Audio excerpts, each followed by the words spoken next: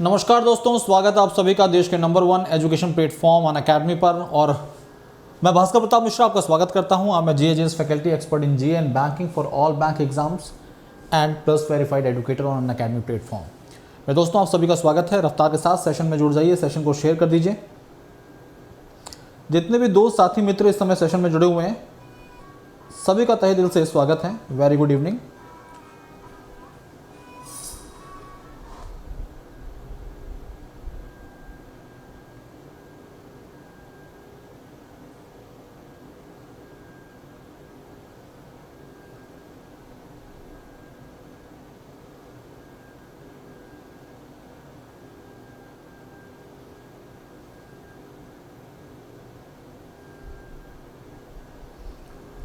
Hello everyone, I am audible and visible to everyone, please confirm कर दीजिए एक बार।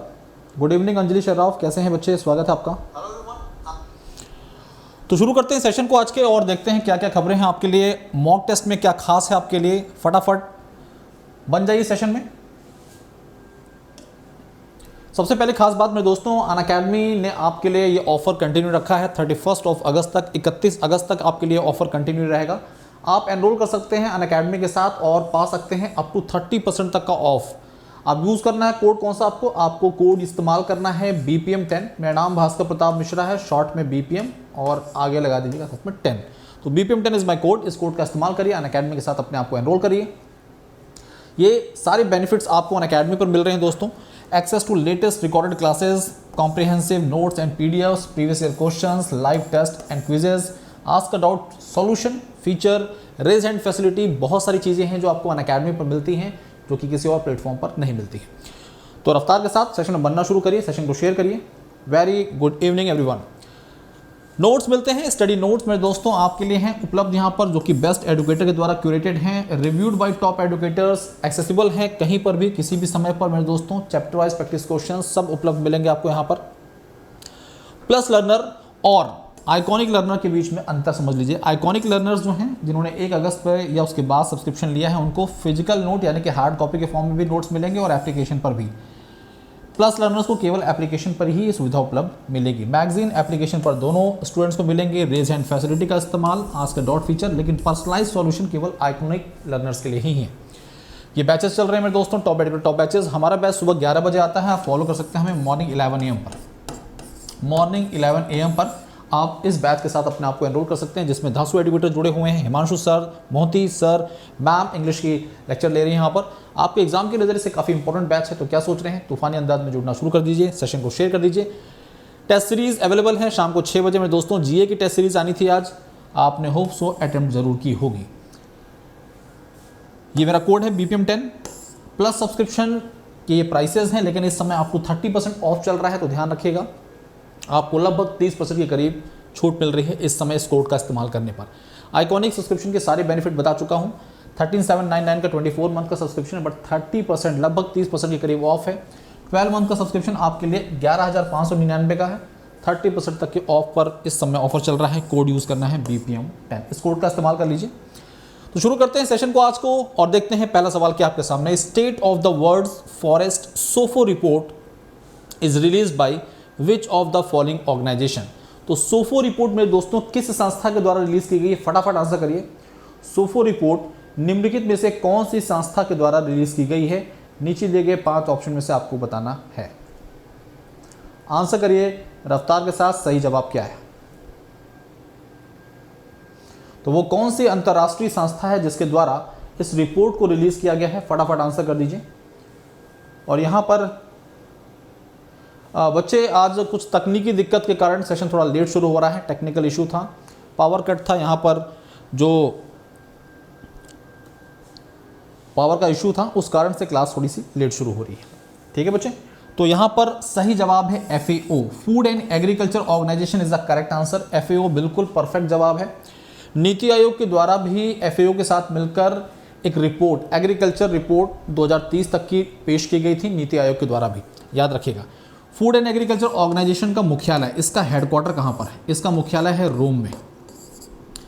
याद करने के बहुत सारे तरीके हैं। कृषि और खाद्य से संबंधित बहुत सारी संस्थाएं जिनके मुख्यालय रोम में ही हैं। एग्जाम्पल के तौर पर United Nation World Food Programme का भी मुख्यालय रोम में ही है। FAO की जब बात करते हैं, जिस दिन इसकी स्थापना हुई दिन है 16 अक्टूबर 1945, 1945। और इसीलिए मेरे दोस्तों 16 अक्टूबर को एक दिन मनाया जाता है जिसे बोलते हैं विश्व खाद्य दिवस, यानी कि वर्ल्ड फूड डे। कौन सा दिवस होता है? वर्ल्ड फूड डे ऑब्जर्व किया जाता है। बेसिक चीज़ें हैं, कई बार एग्जाम में इंपॉर्टेंट डे से संबंधित सवाल पूछे जाते हैं। बाकी जितनी भी संस्थाएं हैं इनके बारे में आपको पता होना चाहिए। यूनाइटेड नेशन एनवायरनमेंट प्रोग्राम मुख्यालय नैरोबी में है।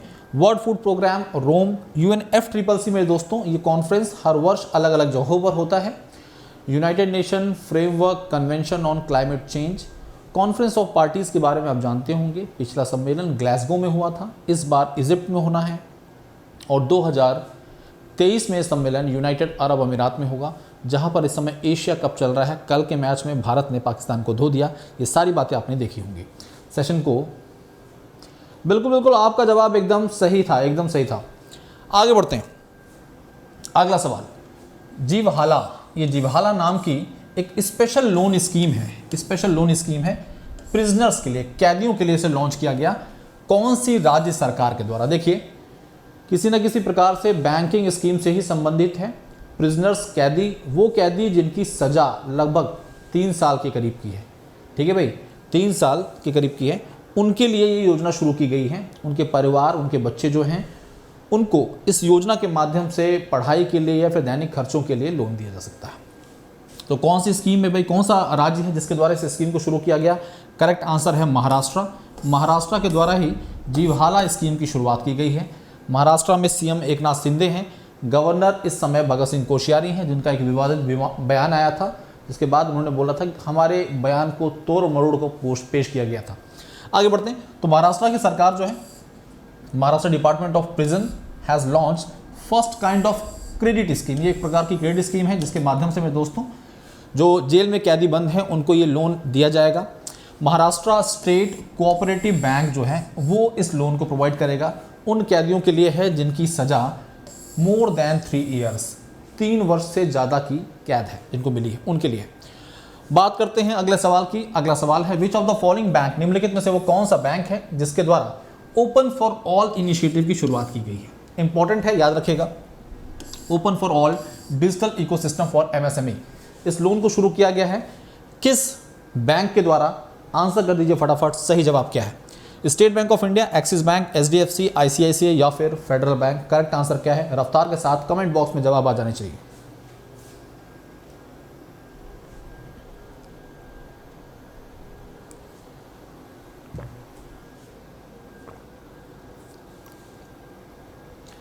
जो भी दोस्त साथी मित्र इस समय सेशन में जुड़े हुए हैं, सेशन को लाइक कर दीजिएगा दोस्तों। सही जवाब क्या है? ICICI bank. ये open for all initiative ICICI bank का है। Micro small medium enterprise sector से संबंधित ये एक इनिशिएटिव है, शुरुआत है, MSME से संबंधित है। तो याद रखिएगा, ये मंत्रालय किसके पास है? मंत्रालय इस समय नारायण राणे के पास है। Micro small medium enterprise sector में अच्छे प्रदर्शन के लिए MSME अवार्ड दिया जाता है। पहला प्राइज उड़ीसा को दिया गया है। ये योजना MSME से संबंधित है। किस बैंक के द्वारा शुरू की गई है? ICICI बैंक द्वारा शुरू की गई है। ICICI बैंक में इस समय CEO का पद किसके पास है? CEO के पद पर मेरे दोस्तों संदीप बख्शी हैं। कौन है? संदीप बख्शी हैं CEO के पद पर, जिन्हें बेस्ट बैंकर का अवार्ड भी दिया गया है। ध्यान रखिएगा, बेस्ट बैंकर का अवार्ड भी संदीप बख्शी को दिया गया है। आगे बढ़ते हैं। ये सारी जानकारी ICICI बैंक के द्वारा open for all digital ecosystem for MSME sector launch किया गया। इस सेवा के माध्यम से सूक्ष्म, लघु और मझले उद्योग से संबंधित जो लोग हैं, जो कस्टमर्स हैं, उनको बैंक सुविधा उपलब्ध कराएगा। पेपरलेस ओवरड्राफ्ट फैसिलिटी, वो भी 25 लाख तक की। याद रखिएगा, ये 25 लाख तक का paperless overdraft facility Insta OD plus के माध्यम से दिया जाने का बात कहा गया है। इससे पहले मेरे दोस्तों फ्लिपकार्ट से जो बिजनेस या फिर इंडिविजुअल्स रजिस्टर्ड हैं, उनको भी ICICI बैंक ने इस प्रकार की सुविधा देने की बात कही थी। वो कौन सा इंस्टीट्यूशन है जिसने state of world population report पेश की? इस रिपोर्ट को देखिए, एग्जाम में आपके एक इंडेक्स, एग्जाम में 1 से 2 सवाल इंडेक्स से या फिर रिपोर्ट से पूछे जाते हैं। इंडेक्सेस और रिपोर्ट से संबंधित आपके एग्जाम में 2 सवाल जरूर मिलेंगे। ध्यान रखिएगा, जो भी इंपॉर्टेंट रिपोर्ट्स हैं, जो भी इंपॉर्टेंट इंडेक्सेस हैं उनसे संबंधित बातों को पढ़िए, एग्जाम में सवाल जरूर पूछे जाएंगे। जो भी दोस्त साथी मित्र इस समय सेशन में जुड़े हुए हैं, सेशन को लाइक कर दीजिए, शेयर कर दीजिए मेरे दोस्तों, अपने दोस्तों में, साथियों में। तो सही जवाब क्या है, आंसर करिए।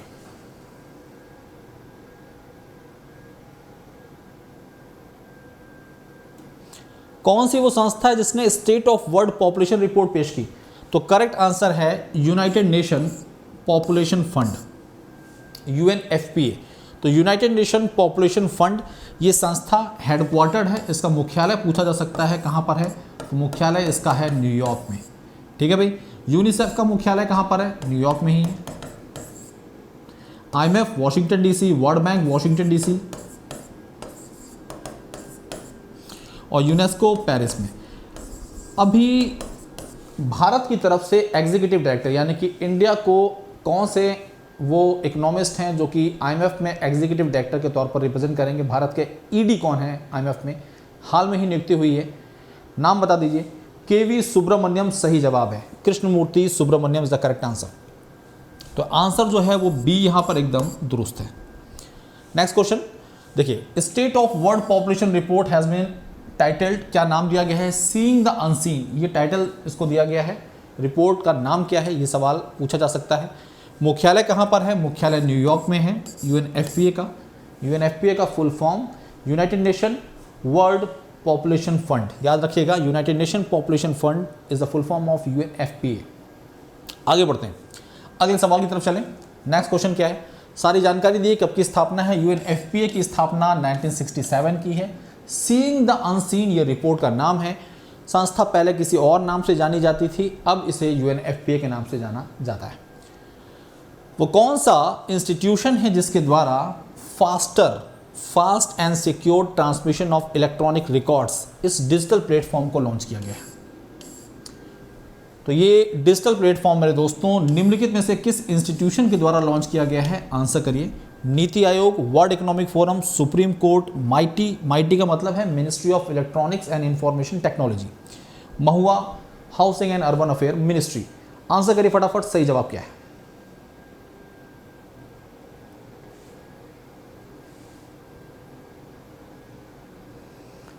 तो सही जवाब क्या है? निम्नलिखित में से वो कौन सा इंस्टीट्यूशन है जिसने फास्टर नाम का ये डिजिटल प्लेटफॉर्म लॉन्च किया है? देखिए, जो भी केसेस हैं कोर्ट में चल रहे हैं उनके फटाफट निपटान के लिए, उनसे संबंधित डेटा को उनसे जुड़े हुए लोगों तक पहुंचाने के लिए इस प्लेटफॉर्म को लॉन्च किया है सुप्रीम कोर्ट ने। किसने लॉन्च किया भाई? सुप्रीम कोर्ट के द्वारा इस प्लेटफॉर्म को लॉन्च किया गया है।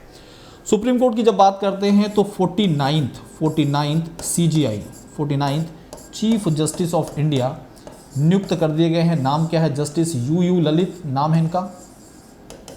और इन्होंने रिप्लेस किसको किया है? NV रमन्ना साहब को रिप्लेस किया है। आगे बढ़ते हैं, तो ये सारी जानकारी देखिए यहाँ पर है। अगला सवाल बहुत ही इंपॉर्टेंट क्वेश्चन है, ये आपके एग्जाम के नज़रिए से काफ़ी काम का सवाल है, याद रखिएगा। ये सवाल आपके एग्जाम का हिस्सा हो सकता है। आपको बताना है वो कौन सा बैंक है जिस बैंक के द्वारा इंडियन कंज्यूमर बैंकिंग बिजनेस जैसे credit card, retail banking, wealth management और कंज्यूमर लोन सिटी बैंक के एक्वायर कर लिए गए हैं। सिटी बैंक भारत के अलावा 12 ऐसे और मार्केट हैं जहां से अपने बिजनेस को शट डाउन कर रहा है। तो भारत में जो इसका बिजनेस चल रहा था, जो अलग अलग जैसे CC यानी कि credit card, retail banking, wealth management, consumer loans जैसे जो भारत में बिजनेस चल रहे थे, बैंकिंग बिजनेस, इसको किस संस्था के द्वारा एक्वायर किया गया है? नाम बताइए फटाफट, कमेंट बॉक्स में आंसर कर दीजिए सही जवाब क्या है।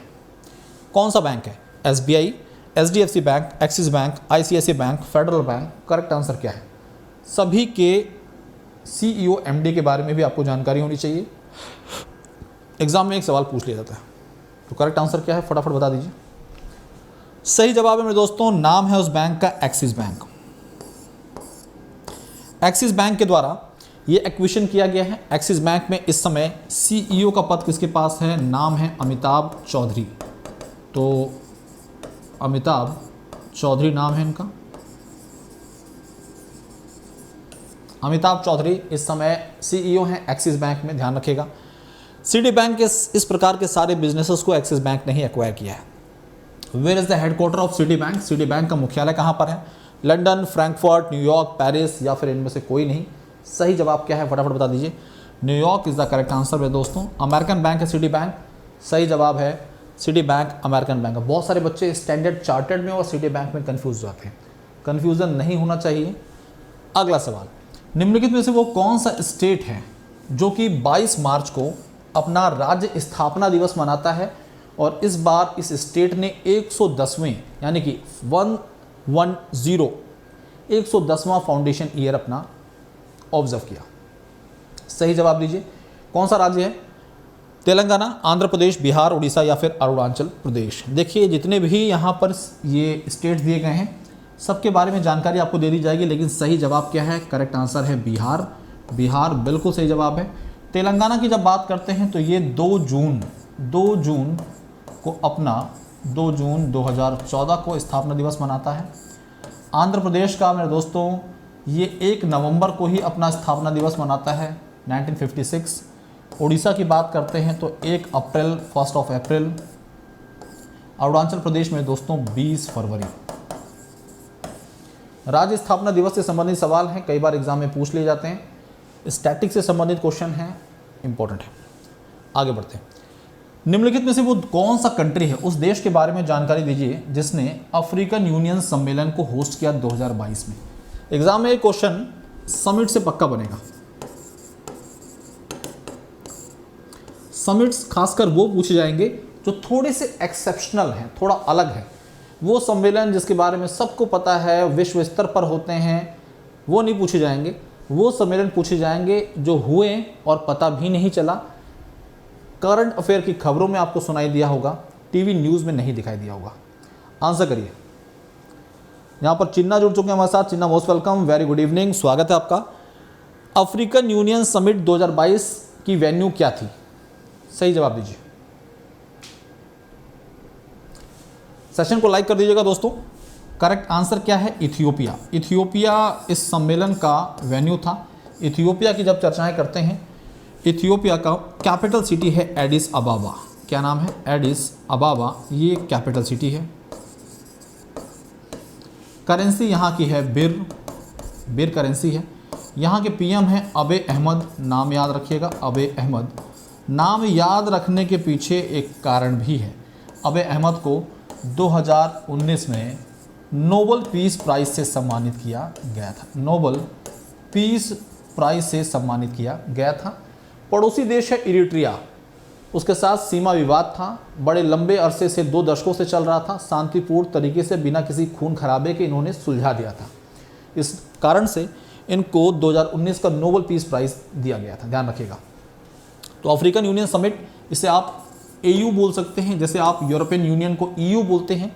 इसमें total number of member country की संख्या है 56 देश इसमें मेंबर है। ठीक है भाई। अफ्रीकन यूनियन जो है इसका हेडक्वार्टर भी मेरे दोस्तों एडिस अबाबा में ही है, यहीं पर इसका हेडक्वार्टर भी है, ध्यान रखिएगा। आगे बढ़ते हैं। अगला क्वेश्चन, निम्नलिखित में से वो कौन सा रेलवे जोन है, उस रेलवे जोन के बारे में जानकारी दीजिए जिसके द्वारा 100% इलेक्ट्रिफिकेशन प्रोसेस कंप्लीट कर लिया। देश का पहला रेलवे जोन जिसने पूरी तरह से इलेक्ट्रिफिकेशन प्रोसेस को कंप्लीट कर लिया है, ये देश का पहला पूर्णतः इलेक्ट्रीफाइड रेलवे जोन बन चुका है। जैसे कि आपको पता है, हमारे रेलवे मंत्रालय के द्वारा देश की पूरी कंप्लीटली रेलवे को मेरे दोस्तों 2024 तक पूरी तरह से विद्युतीकृत करने की बात कही है। आपको बताना है उस रेलवे जोन का नाम। सही जवाब क्या है? तो निम्नलिखित में से कौन सा है railway zone? West Central Railway zone है। फर्स्ट ऑप्शन यहाँ पर एकदम करेक्ट है। First option is the right answer, याद रखिएगा, पहला ऑप्शन बिल्कुल सही है। इसका हेडक्वार्टर अगर आपसे पूछा जाए मुख्यालय कहाँ पर है, तो मुख्यालय है इसका जबलपुर में। तो जबलपुर में इसका हेडक्वार्टर है और इसी जबलपुर में GSI geological survey of India देश का पहला जियोलॉजिकल पार्क बनाने जा रहा है। Countries first geological park.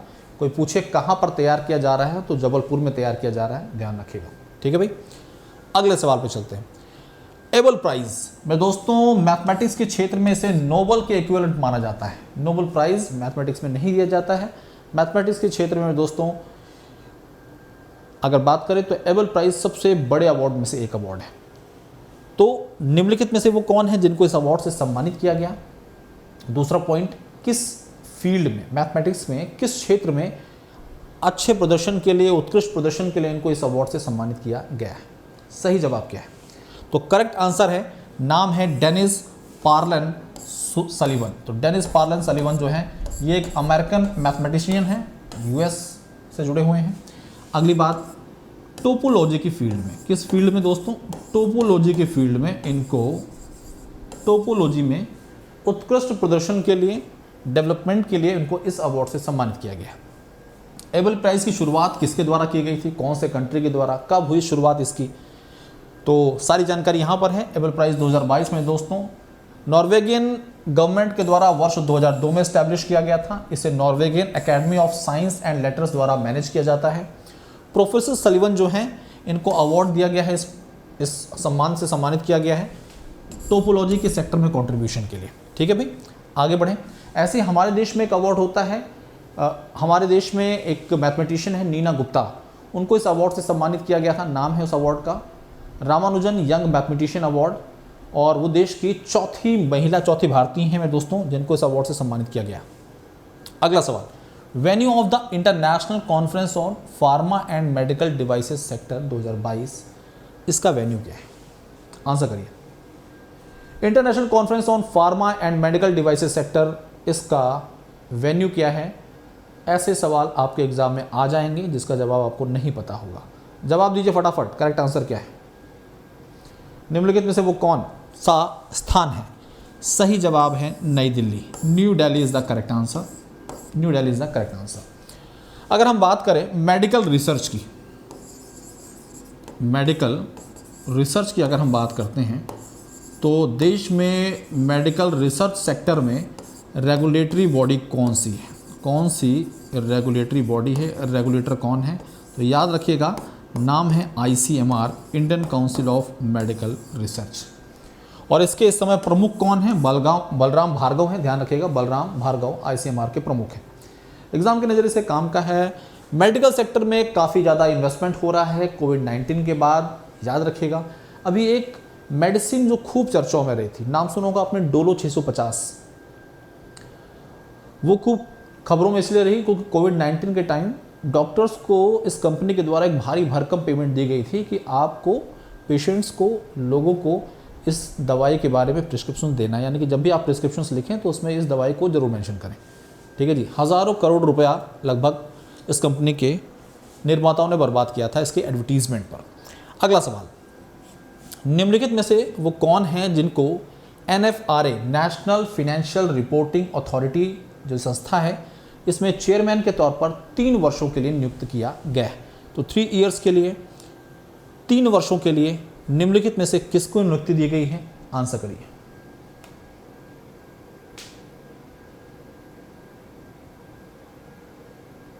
फटाफट जवाब दीजिए। Who appointed as a chairman of National Financial Reporting Authority NFRA for a period of 3 years? TV Somanathan, KV Subramanian, V Anant Subramanian, Sanjay Sanyal, Ajay Bhushan Pandey, कौन है भाई? तो करेक्ट आंसर है Ajay Bhushan Pandey. 5th option is the correct answer. पहला देखिए, सही जवाब क्या है? अजय भूषण पांडे। ये फॉर्मर फिनेंस सेक्रेटरी रह चुके हैं। और साथ साथ में मेरे दोस्तों, आपने एक कमेटी का नाम सुना होगा जो कि इकोनॉमिकली वीकर सेक्शन से, EWS जो है, इकोनॉमिकली वीकर सेक्शन जो है, इससे संबंधित गाइडलाइंस को रिव्यू करने के लिए बैठाई गई थी। उस कमेटी को इन्होंने ही लीड किया था, और जिसमें वो परसेंटेज की बात कही गई थी भाई कि परसेंटेज में फेरबदल करना है कि नहीं करना है, तो उससे संबंधित ये सारी कहानी है। तो NFRA, फॉर्मर फिनेंस सेक्रेटरी, और EWS से संबंधित रिव्यू गाइडलाइन से संबंधित कमेटी के प्रमुख अजय भूषण पांडे ही थे। TV सोमनाथन इस समय फिनेंस सेक्रेटरी हैं, वित्त सचिव हैं, ध्यान रखिएगा, फिनेंस सेक्रेटरी हैं। KV सुब्रमण्यम ये इंटरनेशनल मॉनेटरी फंड में, IMF में ED के तौर पर नियुक्त हुए हैं भारत से। V अनंत सुब्रमण्यम ऐसा कोई नाम नहीं है। V अनंत नागेश्वरन जो है वो चीफ इकोनॉमिक एडवाइजर हैं सरकार में। संजय सान्याल ये प्रिंसिपल इकोनॉमिक एडवाइजर है। अगला सवाल आपके सामने है, वो कौन सी fintech payment service provider company है जिसके साथ नीति आयोग ने मिलकर फिनटेक ओपन हैकाथॉन को लॉन्च किया था? तो फिनटेक ओपन हैकाथॉन, इसको किस पेमेंट या किस फिनटेक कंपनी के साथ मिलकर नीति आयोग के द्वारा आयोजित किया गया था। इसके माध्यम से भारत में फिनटेक इकोसिस्टम को बढ़ावा देने के नज़रिए से जो क्रिएटर्स हैं, जो इनोवेटर्स हैं, उन्हें एक प्लेटफॉर्म प्रोवाइड करने के लिए नज़रिए से इसे लॉन्च किया गया था। कौन सी वो कंपनी है? पेटीएम, फ़ोनपे, बिल्डेस्क, पेपाल या फिर मोबीक्विक। करेक्ट आंसर है फ़ोनपे। साई किरण गौड़ आ चुके हैं, स्वागत है, मोस्ट वेलकम। तो PhonePe is the right answer. PhonePe बिल्कुल सही जवाब है, एकदम करेक्ट आंसर। आगे बढ़े। नीति आयोग के बारे में सब कुछ पता है। नीति आयोग की स्थापना 1 जनवरी 2015 की है। CEO इस समय परमेश्वरन अय्यर हैं। वाइस चेयरमैन का नाम मेरे दोस्तों सुमन के बैरी, जिन्होंने रिप्लेस किया राजीव कुमार को। तो ये सारी जानकारी NITI Aayog in association with PhonePe इसके द्वारा लॉन्च किया गया मेरे दोस्तों। Launched the fintech open hackathon. Hackathon will provide an opportunity for innovators, digital creators, developers fintech ecosystem को डेवलप और ग्रोथ देने के लिए, डेवलपमेंट के लिए और ग्रोथ के लिए काफ़ी ज़्यादा कारगर थी। वो कौन सा स्टेट है जिसके द्वारा एक website based migration tracking system तैयार किया गया है? MTS तैयार किया है, जिसकी मदद से जो माइग्रेंट लेबर्स होते हैं उनके आवागमन की जानकारी प्राप्त हो पाएगी। वल्नरेबल कंडीशंस के कारण जो माइग्रेंट वर्कर्स एक जगह से दूसरी जगह पर शिफ्ट करते हैं, मूव करते हैं, उसके बारे में डेटाबेस को मेंटेन किया जा सकेगा। तो वो कौन सा स्टेट है, उस राज्य के बारे में जानकारी दीजिए। सही जवाब क्या है? फटाफट। Which state? कौन सा स्टेट है भाई? Website based migration tracking system MTS तैयार किया है और उस स्टेट का नाम है मेरे दोस्तों महाराष्ट्र। महाराष्ट्र यानी कि 5वां ऑप्शन एकदम सही है। 5th option is the correct answer. आगे बढ़ें। महाराष्ट्र से संबंधित कुछ बेसिक पॉइंट्स हैं जो बड़े काम के हैं और वन लाइनर के तौर पर इंपॉर्टेंट भी हैं। महाराष्ट्र डे कब मनाया जाता है? 1 मई को। एकनाथ शिंदे CM हैं, गवर्नर भगत सिंह कोश्यारी हैं। महाराष्ट्र देश का पहला राज्य जिसने अपने सभी लैंड रिकॉर्ड्स प्रधानमंत्री फसल बीमा योजना पोर्टल के साथ इंटीग्रेट कर दिए। प्रधानमंत्री फसल बीमा योजना कृषि से संबंधित एग्रीकल्चर सेक्टर की एक बहुत बड़ी योजना है दोस्तों। इस योजना की शुरुआत 2016 में हुई थी। ये योजना किसानों की नज़रिए से काफ़ी इम्पोर्टेंट है और किसानों को उनकी फसलों को इंश्योर करती है। इस योजना के सही इम्प्लीमेंटेशन के लिए सरकार के द्वारा CEO अलग से नियुक्त किया गया है, नाम है रितेश चौहान। इंपॉर्टेंट है। अगला सवाल देखिए, आपने पहला पॉइंट पढ़ लिया है। दूसरा पॉइंट, ये वो राज्य है मेरे दोस्तों, देश का पहला राज्य जिसने एजुकेशनल डॉक्यूमेंट जो हैं उसमें जो फॉर्जरी होती है, जो फ्रॉड होता है, उसे ख़त्म करने के लिए एजुकेशनल डॉक्यूमेंट्स को ब्लॉकचेन टेक्नोलॉजी के माध्यम से इशू करने की बात कही। देश का पहला स्टेट है।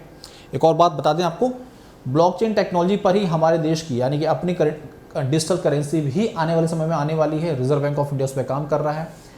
2022-23 के बजट में सरकार के द्वारा भी इसके बारे में जानकारी दी गई थी।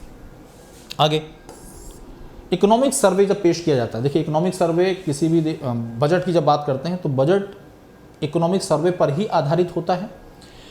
पिछले वर्ष का सारा लेखा जोखा इस इकोनॉमिक सर्वे में होता है और उसी के आधार पर अगले वर्ष का बजट तैयार किया जाता है। इकोनॉमिक सर्वे में 2021-22 के ये बताया गया कि maximum number of new startups और यूनिकॉर्न्स सबसे ज़्यादा कहाँ पर रिकग्नाइज किए गए थे? महाराष्ट्र में। ऐसे ही शेड्यूल कास्ट एंटरप्रेन्योर्स की जब बात करते हैं, उद्यमियों की बात करते हैं, इनकी संख्या भी सबसे ज़्यादा कहाँ पर है? महाराष्ट्र में ही बताई गई है। ये सारे पॉइंट बड़े काम के हैं अपने अपने। अगर देखें आप बैंकिंग के पॉइंट ऑफ व्यू से काफ़ी ज़्यादा काम के पॉइंट्स हैं। अगला सवाल, वो कौन सी टेनिस स्टार है जिन्होंने रिटायरमेंट की घोषणा की है मेरे दोस्तों? उनका नाम है सेरेना विलियम्स। इन्होंने रिटायरमेंट लेने का अनाउंसमेंट कर दिया है। बिजनेस ब्लास्टर, ये योजना जिसमें 11वीं 12वीं के जो बच्चे हैं वो अपने बिजनेस प्लान को शेयर करते हैं, उसी पर आधारित एक आपने नाटक देखा होगा शार्क टैंक, ठीक है जी, जिसमें अश्विनी ग्रोवर आते थे, भारत पे के फाउंडर। तो ये बिजनेस ब्लास्टर खूब पॉपुलर हुआ ये प्रोग्राम। कौन से भारतीय राज्य या केंद्र शासित प्रदेश के द्वारा, वहाँ की सरकार के द्वारा इस प्रोग्राम को शुरू किया गया था? आंसर करिए। Business Blaster is a flagship programme of which Indian state और यूटी? करेक्ट आंसर क्या है? सही जवाब है दिल्ली। दिल्ली सरकार के द्वारा इस प्रोग्राम को शुरू किया था। ठीक है भाई, CM केजरीवाल हैं। आगे बढ़े। नेक्स्ट क्वेश्चन, वो कौन सा स्टेट है, उस राज्य के बारे में जानकारी देनी है जिसके द्वारा WWF world wide fund for nature, ये एक अंतर्राष्ट्रीय संस्था है, इसकी सब्सिडरी जो भारत में है इसे WWF इंडिया बोलते हैं हम लोग। ये रेसलिंग फेडरेशन नहीं है, ये वाइल्ड लाइफ फेडरेशन है। तो world wild fund for nature, इस की जो भारतीय संस्था है, भारतीय सब्सिडरी है, उसके साथ कौन सा राज्य है जिसने एक MOU साइन किया है, जिसने एक पैक्ट साइन किया है, जिसके माध्यम से राज्य में बायोडाइवर्सिटी स्ट्रेटेजी और एक्शन प्लान को तैयार किया जा सकेगा। तो मेरे दोस्तों, कौन सा स्टेट है वो स्टेट है अरुणाचल प्रदेश। बिल्कुल सही जवाब, 5th ऑप्शन सही है। CM Pema Khandu, governor BD Mishra है यहाँ पर, याद रखिएगा। 20 फरवरी को ये राज्य अपना स्थापना दिवस मनाता है। अभी चाइना का जो कंस्ट्रक्शन चल रहा है बॉर्डर के पास, उससे संबंधित खबरें इसी राज्य से आ रही हैं। आगे जिस संस्था की हम बात कर रहे थे, world wide fund for nature, WWF बोलते हैं, इसका मुख्यालय कहाँ पर है, इसका हेडक्वार्टर कहाँ पर है? सही जवाब क्या है? जेनेवा, जूरिक, लॉजने, ग्लैंड या फिर बर्न। सारे शहर जो हैं ये स्विट्ज़रलैंड के ही शहर हैं। ये उस देश के शहर हैं जहाँ आप बचपन से जाना चाहते हैं। खूबसूरत देश, लेकिन बहुत महंगा है। ठीक है भाई, तो बता दीजिए फटाफट, जेनेवा, जूरिक, लॉजने, ग्लैंड या फिर बर्न। करेक्ट आंसर क्या है? तो D option is the correct answer, gland. यहीं पर मेरे दोस्तों IUCN का भी मुख्यालय है, international union for conservation of nature. IUCN जो कि रेड लिस्ट जारी करता है, रेड लिस्ट जारी करता है भाई कौन से जीव जंतु लुप्त प्राय हैं, खत्म हो रहे हैं, संख्या पर्याप्त है, ऐसी जानकारी देता है। स्विट्जरलैंड की कैपिटल सिटी जो है, कैपिटल सिटी वो है बर्न। स्विट्जरलैंड का जो सेंट्रल बैंक है उसे SNB बोलते हैं, स्विस नेशनल बैंक। उसका मुख्यालय जूरिक में भी है और बर्न में भी है। ठीक है भाई। जनेवा बहुत सारी अंतर्राष्ट्रीय संस्थाओं का मुख्यालय है और लाउज़ने बहुत सारी खेल संगठनों का मुख्यालय है, याद रखिएगा। अगली बात करें, नेक्स्ट क्वेश्चन। माधवपुर मेला ये कल्चरल फेयर है, कौन से भारतीय राज्य में इसे ऑब्जर्व किया जाता है, किस भारतीय राज्य द्वारा में इसे सेलिब्रेट किया जाता है? माधवपुर मेला कौन से भारतीय राज्य में इसे मनाते हैं?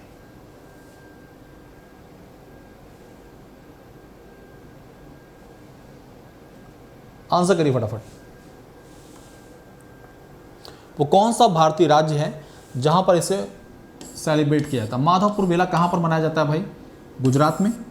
गुजरात में भूपेंद्र भाई Patel CM, governor Acharya Devvrat. Ayush innovation summit में दोस्तों वहीं पर आयोजित की गई थी। अभी IFSC की बिल्डिंग का इनॉग्रेशन प्रधानमंत्री नरेंद्र मोदी द्वारा वहीं पर किया गया है। L&T लार्सन एंड टोब्रो का नाम सुना होगा आपने।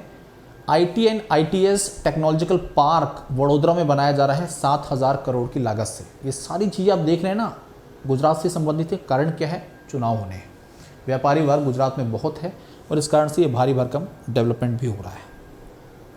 20वां 20th national tiger conservation authority NTCA की मीटिंग कौन से भारतीय राज्य में 2022 में होस्ट की गई? साथ साथ में ये भी बताना है वर्ल्ड टाइगर डे ऑब्जर्व किया गया और world tiger day celebration Bharat में कौन से टाइगर रिजर्व में हुआ, वो टाइगर रिजर्व का नाम और कौन से स्टेट में वो टाइगर रिजर्व आता है, इसके बारे में जानकारी। मनी मिश्रा RRB का चेयरमैन। बेटा RRB की संख्या अलग अलग RRBs हैं, कोई एक RRB नहीं है। ठीक है, ये रेलवे बोर्ड की तरह नहीं है कि रेलवे बोर्ड का एक चेयरमैन है। अरुणाचल प्रदेश करेक्ट आंसर है बी। पहला सवाल आपसे है, टोटल नंबर ऑफ RRB अभी इस समय कितने हैं? जैसे कि आपने सुना होगा सरकार काम कर रही है 1 स्टेट 1 RRB पर, मतलब एक राज्य में केवल एक ही RRB हो।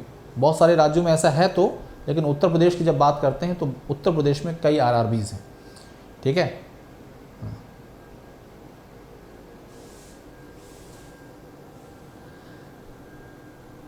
तो 20वां नेशनल टाइगर कंजर्वेशन। अब national tiger day, world tiger day कब होता है भाई? वर्ल्ड टाइगर डे कब ऑब्जर्व किया जाता है? वर्ल्ड टाइगर डे कब ऑब्जर्व किया जाता है? सही जवाब क्या है? 5 अक्टूबर, 29 जुलाई, 10 अगस्त, 12 अगस्त, 3 मई। 29 जुलाई इज द करेक्ट आंसर। और आपकी जानकारी के लिए बताते हैं, इस दिन जो वर्ल्ड टाइगर डे का, ग्लोबल टाइगर डे का सेलिब्रेशन था, एक टाइगर रिजर्व है जिसका नाम है तादोबा। क्या नाम है? तादोबा। तादोबा टाइगर रिजर्व यहाँ पर ऑब्जर्व किया गया। इस अवसर पर हमारे एनवायरनमेंट मिनिस्टर पर्यावरण मंत्रालय जिनके पास है, भूपेंद्र यादव भी मौजूद थे। भूपेंद्र यादव भी मौजूद थे, ध्यान रखिएगा। भूपेंद्र यादव भी मौजूद थे। आपकी जानकारी के लिए बता दें, ये ताडोबा टाइगर रिजर्व जो है ये महाराष्ट्र में है। कहाँ पर है? महाराष्ट्र में। एक और ख़ास बात, हमारे देश में सबसे ज़्यादा टाइगर्स की संख्या, टाइगर्स की पॉपुलेशन की बात करेंगे तो देश में सबसे ज़्यादा है। हर 4 वर्ष पर टाइगर सेंसस होता है। 2018 में आखिरी बार हुआ था, सबसे ज़्यादा टाइगर्स मध्य प्रदेश में बताए गए थे। 2022 में संख्या इस समय गिनी जा रही है। रिपोर्ट जल्द ही पेश होगी तो मैं आप तक जानकारी पहुँचा दूंगा। मनी मिश्रा पूछ रहे हैं SBI का chairman, state bank of India का चेयरमैन दिनेश कुमार खरा हैं। ठीक है मनी मिश्रा 45 है टोटल। क्या आपने अपडेट किया है? क्या आपने इसके बारे में अपडेटेड आपके पास जानकारी है? एक बार फिर से चेक करिएगा, आरआरबी की साइट ओपन करिएगा। आरआरबी में जो भी एनरोल्ड आरआरबीज यानी क्षेत्रीय ग्रामीण बैंक है उनकी लिस्ट देखिएगा, फिर बताइएगा मुझे। ठीक है भाई। अगला सवाल, इस समय एनवायरमेंट मिनिस्ट्री किसके पास है? एनवायरमेंट मिनिस्ट्री है भूपेंद्र यादव के पास। थर्ड ऑप्शन यहाँ पर सही है। इनके पास एक और मंत्रालय है, लेबर एंड एम्प्लॉयमेंट, याद रखिएगा, लेबर एंड एम्प्लॉयमेंट मिनिस्ट्री इन्हीं के पास है। अगला सवाल, नेक्स्ट क्वेश्चन, भारत का पहला, देश का पहला first centre for wetland conservation and weight management, यानी कि जो देश में आर्द्र भूमि है उन आर्द्र भूमियों को संरक्षित करने के लिए और मैनेज करने के लिए देश की पहली संस्था का निर्माण किस जगह पर, किस स्थान पर हो रहा है? आंसर करिए, सही जवाब दीजिए। तो करेक्ट आंसर है दोस्तों चेन्नई। चेन्नई में इसका निर्माण हो रहा है। अगला सवाल, ये सवाल बहुत ही इंपॉर्टेंट है, सवाल बहुत ही काम का है, ध्यान रखिएगा। इस योजना को मेरे दोस्तों जिस दिन लॉन्च किया उस दिन होता है 7 अगस्त, 7 अगस्त। 7 अगस्त को ये योजना लॉन्च की गई थी। 7 अगस्त को होता है राष्ट्रीय यानी कि नेशनल हैंडलूम डे, यानी कि हथकरघा दिवस। नेशनल हैंडलूम डे मनाया जाता है दोस्तों इस दिन। इस दिवस को 2015 में प्रधानमंत्री नरेंद्र मोदी जी द्वारा अनाउंस किया गया था। देश में जो बुनकर समाज है, बुनकरों को लाभ पहुंचाने के नज़रिए से, उनको पहचान दिलाने के नज़रिए से ये दिन मनाया जाता है। और वो कौन सा स्टेट है जिस स्टेट में बुनकर को बीमा यानी कि उनके नाम से, उनके लिए, उनके परिवार के लिए बीमा से संबंधित योजना, बीमा योजना शुरू की गई है, वो स्टेट जो है वो है तेलंगाना। कौन सा स्टेट है? तेलंगाना के द्वारा इस योजना को शुरू किया गया। ठीक है भाई। नहीं साई किरण, आंध्र प्रदेश नहीं, तेलंगाना।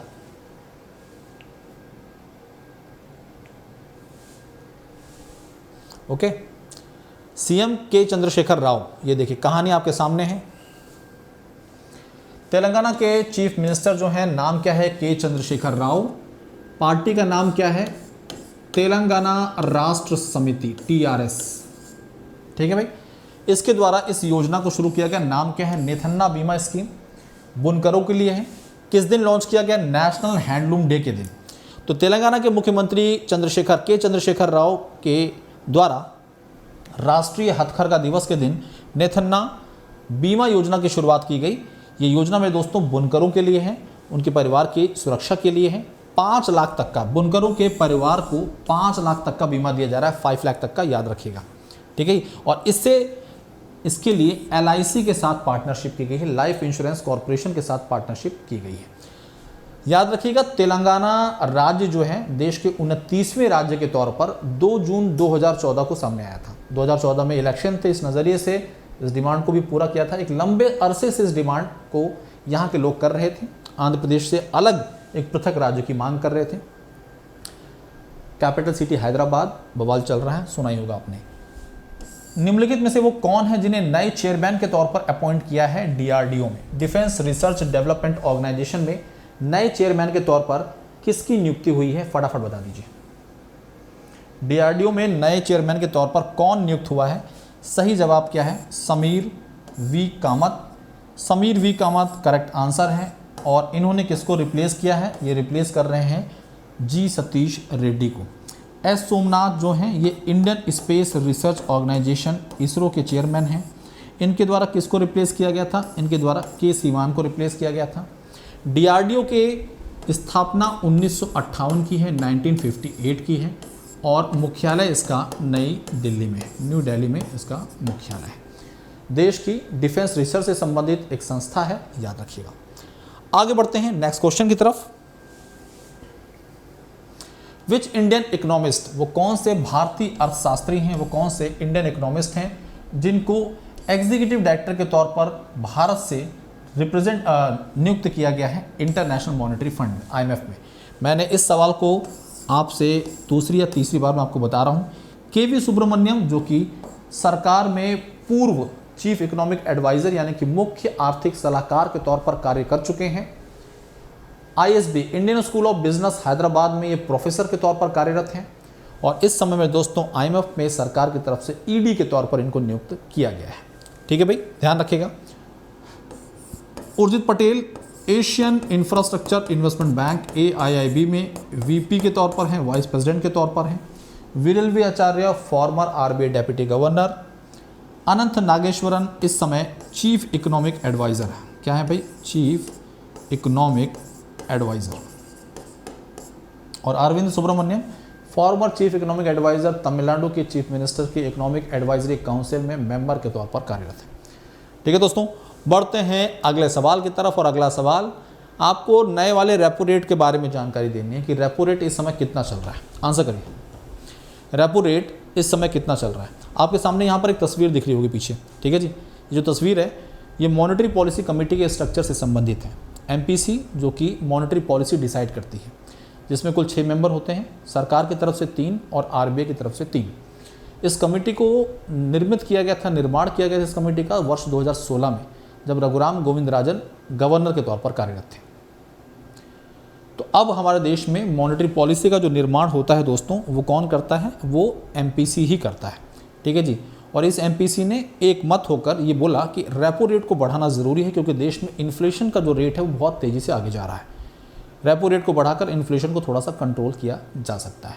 इसके बढ़ने से इंटरेस्ट रेट क्या होंगे मेरे दोस्तों? ज़्यादा होंगे। लोन पर जो भी आप लोन लेंगे उस पर इंटरेस्ट रेट हाई होंगे, तो मार्केट में लोन की डिमांड थोड़ी सी कम होगी, तो पैसे का बहाव है वो थोड़ा सा रिस्ट्रिक्ट होगा, ऐसा माना जा रहा है।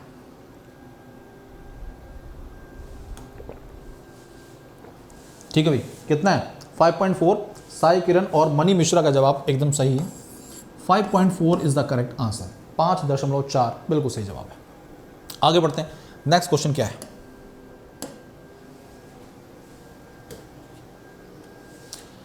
World largest floating solar power plant कहां पर है भाई? World largest floating solar power plant is set to be built in which state? किस भारतीय राज्य में विश्व का सबसे बड़ा सोलर पावर प्लांट तैरता हुआ बनाया जा रहा है, तैयारी चल रही है?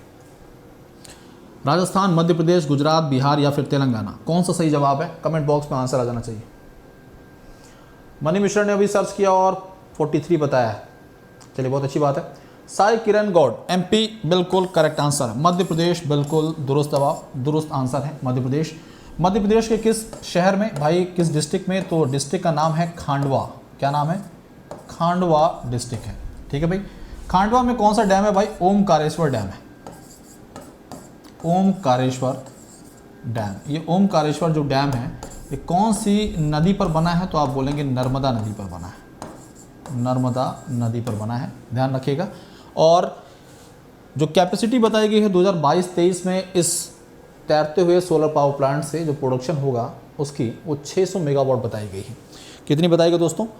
600 मेगावाट बताया गया है। तो देखिए, the plant is expected to generate 600 megawatt power by 2022-23। ठीक है भाई। Estimated to be worth ₹3000 crore रुपए। इससे पहले तेलंगाना में रामागुंडम जगह है, वहाँ पर मेरे दोस्तों सबसे बड़ा तैरता हुआ सोलर पावर प्लांट था, जिसे NTPC जो कि एक महारत्न PSU है उसके द्वारा ऑपरेट किया जा रहा था।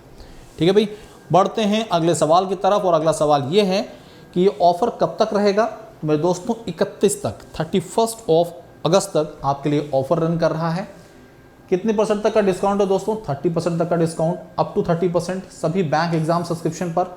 आपको कोड कौन सा इस्तेमाल करना है अनअकैडमी से जुड़ने के लिए? तो कोड है मेरे दोस्तों BPM10।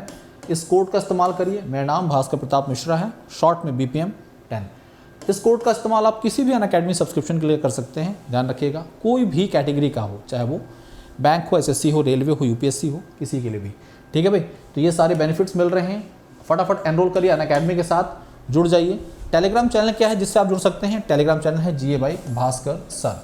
तो GA by Bhaskar sir, this is my Telegram channel. You can use BPM 10 code. इस समय अप टू 30% तक का ऑफ चल रहा है, 30% तक का ऑफ है इस समय मेरे दोस्तों। अनअकैडमी पर फॉलो करिए मुझे और अनअकैडमी से जुड़कर अपने लक्ष्य को अचीव करिए। लेट्स क्रैक इट के साथ, अनअकैडमी के साथ मिलकर मेरे दोस्तों गोल को अचीव करिए, गोल को क्रैक करिए। तो अगले सेशन के लिए भी तैयार रहिए। अभी के लिए इतना ही काफ़ी है। 70 अटेम्प्ट किया था RRB क्लर्क में, मेंस की तैयारी करूँ। बिल्कुल बिल्कुल मनी मिश्रा, करते रहिए, 70 के 70 सही है। ठीक है जी, तैयारी छोड़नी नहीं है, तैयारी हमेशा करते रहना है आपको। जो भी आप प्रिपरेशन करेंगे मनी, उस तैयारी के साथ आप अगला पेपर भी देंगे ना। एक पेपर देने के बाद पेपर खत्म नहीं हो गए। आपका IBPS क्लर्क है, IBPS PO है, ठीक है, फिर SBI आएगा, फिर है ना, ऐसे बहुत सारे एग्जाम्स हैं। तो पेपर देते जाइए, तैयारी करते जाइए, अपनी कमियों को पता करते जाइए, कहाँ पर गलतियाँ कर रहे हैं, क्या कमियाँ हैं, कौन से सवाल आपके गलत हो रहे हैं, उनको सही करिए। सही करने के बाद अगला पेपर जो दें, कोशिश करें उसमें नंबर ऑफ अटेम्प्ट्स और एक्यूरेसी दोनों बढ़े। तो लगातार ये जो प्रोसेस है सिलेक्शन का, ये वन डे नहीं है, ये तुरंत का नहीं है। एक प्रोसेस, सिलेक्शन जो है प्रोसेस है और प्रक्रिया है, इसके माध्यम से ही आप सफलता तक पहुंच पाते हैं। ठीक है, तो अभी के लिए इतना ही काफ़ी है। धन्यवाद, बाय बाय, टेक केयर, जय हिंद, जय भारत। मिलते हैं आपसे जल्दी ही करंट अफेयर सेशन के साथ। Thank you, bye bye, take care.